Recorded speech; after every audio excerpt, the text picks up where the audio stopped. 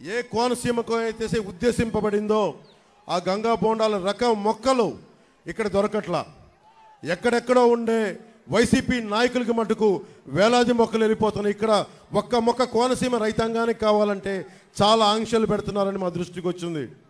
గంగా బోండం ఈ కొబ్బరి బోండాలు మొక్కలు ఇక్కడ రైతాంగానికి వచ్చేలాగా మేము చాలా బలమైన చర్యలు తీసుకుంటాం ప్రభుత్వం రాగానే. రైతు భరోసా కేంద్రాలు, దళారీ వ్యవస్థని దోపిడీ చేస్తున్నాం, ఆర్బీకే సెంటర్స్ అండగా ఉంటాయని తెలియజేసుకుంటే, ఆర్బీకే సెంటర్స్ కాకినాడలో ఉండే ఒక మాఫియా డాన్ కుటుంబం దగ్గరికి వెళ్ళిపోయినాయి. ఆ మాఫియా డాన్ ఎవరో తెలుసు మీకు. ఆ మాఫియా డాన్తోనే మేము పోరాడుతున్నాం.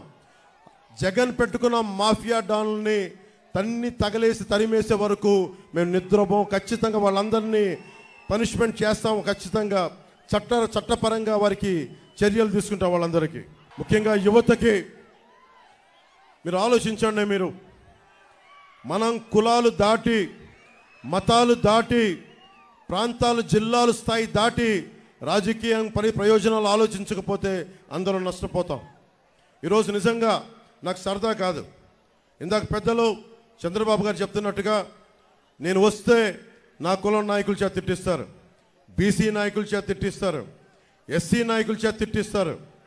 అందరూ ఎస్సీ నాయకులు తిట్టట్లా, అందరూ బీసీ నాయకులు తిట్టట్లా, అందరూ కాపు నాయకులు తిట్టట్లా. ఒకళ్ళో ఇద్దరు ఉన్నా, నేను కాదంటలా. కానీ ఇవన్నీ నేను ఎందుకు పడుతున్నానంటే మా అక్క చెల్లెళ్ళు కన్నీళ్లు తుడవటానికి, మా యువతకి ఉపాధి అవకాశాలు రావడానికి. ముఖ్యంగా చూడండి, ఎస్సీ నియోజకవర్గాల్లో నేను లండన్లో అంబేద్కర్ భవన్కి వెళ్ళాను. వెళ్తే ఆయన గొప్పగా ఫొటోస్ ఉంటాయి. ఆయన పేరు మీద చంద్రబాబు నాయుడు గారు అంబేద్కర్ విదేశీ విద్యా పథకం చేస్తే, విధానాన్ని తీసుకొస్తే అవి తీసేసి జగనన్న విదేశీ విద్యా పథకం అని చెప్పి దానికి కూడా డబ్బులు ఇవ్వలేదు. మేము రాగానే ఆ పేరు తీసేసి అంబేద్కర్ గారికి గౌరవం ఇచ్చేలాగా, ఆ జై భీమ్ అన్న దానికి గౌరవం ఇచ్చేలాగా అంబేద్కర్ విదేశీ విద్యా పథకాన్ని తిరిగి తీసుకొస్తాం. మనస్ఫూర్తిగా చెప్తా ఉన్నాను. ముఖ్యంగా పరిశ్రమలు రావాలి ఇక్కడికి.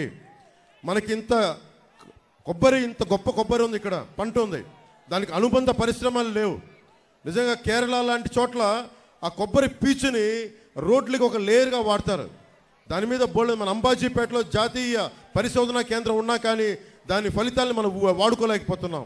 ముఖ్యంగా కొబ్బరి పరిశోధన మనకి పారిశ్రామికంగా ఇక్కడ అనుబంధ పరిశ్రమలు వస్తే చాలామంది యువతకి ఇక్కడ ఉపాధి అవకాశాలు దొరుకుతాయి. ఐటీ పరిశ్రమలను తీసుకొస్తున్నాం. నిన్న చంద్రబాబు గారు మేము అనుకున్నట్టుగానే చెప్పారు, సభలో కూడా చెప్పారు, వర్క్ ఫ్రమ్ హోమ్. మీ తల్లిదండ్రులను వదిలేసి మీరు ఎక్కడికి వెళ్ళాల్సిన అవసరం లేదు. ఇక్కడ మన గన్నవరంలోనే ఉండి, మన ఇళ్లలోనే ఉండి మీరు విదేశ మార్గం సంపాదించుకునేలాగా, మీకు జీతాలు వచ్చేలాగా ఆ పరిస్థితిని మేము తీసుకొస్తాం. అలాగే నేను కోరుకుంటుంది కూడా, నేను నా కోసం చేయట్లేదు ఇదంతా. నేను సినిమాలు చేస్తే నేను కోట్లు సంపాదించుకునే జీవితం నాది. ఈ రోజున ప్రతి అడ్డమైన వ్యక్తి నన్ను తిడతా ఉంటే నేను భరిస్తూ ఉన్నాను. నేను మీ భవిష్యత్తు కోసం, మీ బిడ్డల భవిష్యత్తు కోసం 2047 ప్రధానమంత్రి గారు ఒకటే కోరుకున్నారు, మనకి భారతదేశంలో విదేశాలకు వెళ్ళాల్సిన అవసరం లేకుండా విశ్వవిద్యాలయాలు ఇక్కడే బలంగా చేయాలి. యువతకి స్కిల్ డెవలప్మెంట్ చేయాలి. ఇందాక మాట్లాడుతూ ఉన్నారు, కులాల దీంతో పాటు కులాల సెన్సెస్తో పాటు నేను కోరుకుంటుంది కూడా ఈ రోజున చంద్రబాబు గారి ముందు దృష్టిలో పెడతా ఉన్నాను. ఇంతమంది యువత ఉన్నారు, మీ అందరి దగ్గర కూడా మీకు ఏ స్కిల్ ఉంది, మీ దగ్గర ఎలాంటి స్కిల్ డెవలప్మెంట్ కావాలి. నాలాంటి వాడే ఉన్నాడు. మా అన్నయ్య చిరంజీవి గారు మొన్నే ఇంతకాలం ఎప్పుడు నా మంచి కోరుకునేవారు. మొన్న మొదటిసారి ఆయనకు ఒకటి మనసు కదిలింది. కౌలు రైతులకి అండగా నిలబడినందుకు, అన్ని వేల మంది కౌలు రైతులకి మేము అండగా నిలబడిన కదిలి, నిజంగా జనసేన చాలా మంచి పని చేస్తుంది. ఎలాంటి కూటమి మీకు బాగుండాలని కోరుకుంటూ నాకు ఒక 5 కోట్ల రూపాయలు జనసేన పార్టీకి విరాళంగా ఇచ్చారు. ఏ సందర్భంలో చెప్తున్నానంటే స్కిల్ డెవలప్మెంట్ ఉద్దేశించి చెప్తా ఉన్నా. మీలో నాకు తెలియదు, మీలాగే నాకు ఏం కోరికలు లేవు, ఏం అవ్వాలో నాకు తెలియదు.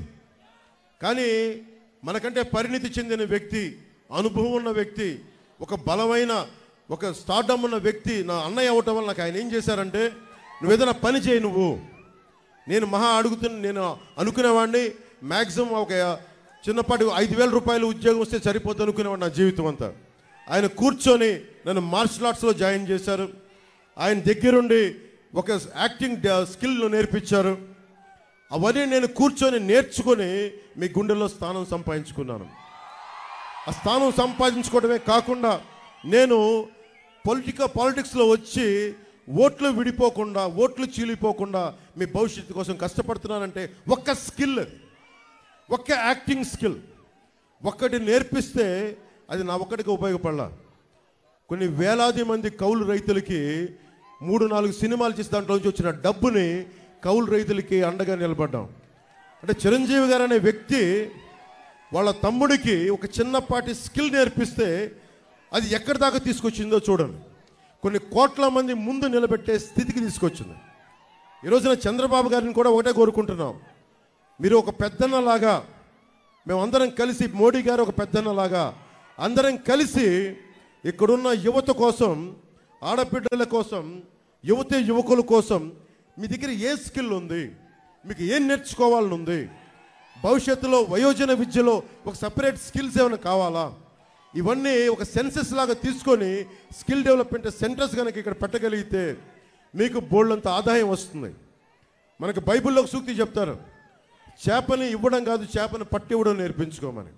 మేము కోరుకుంటుంది సంక్షేమ పథకాలు ఏది ఆపం. నిన్న సభలో కూడా చెప్పారు చంద్రబాబు గారు, సంక్షేమ పథకాలు ఏది ఆపం, 10 రూపాయలు ఎక్కువ ఇస్తామే తప్ప 10 రూపాయలు తగ్గించే పని మేము చెయ్యం.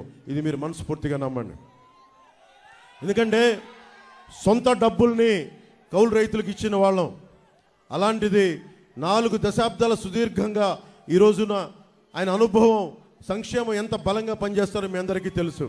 ఒక ఉద్దానం సమస్య మీదే ఆయన దృష్టికి తీసుకెళ్తే 48 గంటల లోపలే ఉన్నతాధికారులందరినీ పిలిచి దానికి ఒక పరిష్కార మార్గం కనుక్కున్నారు.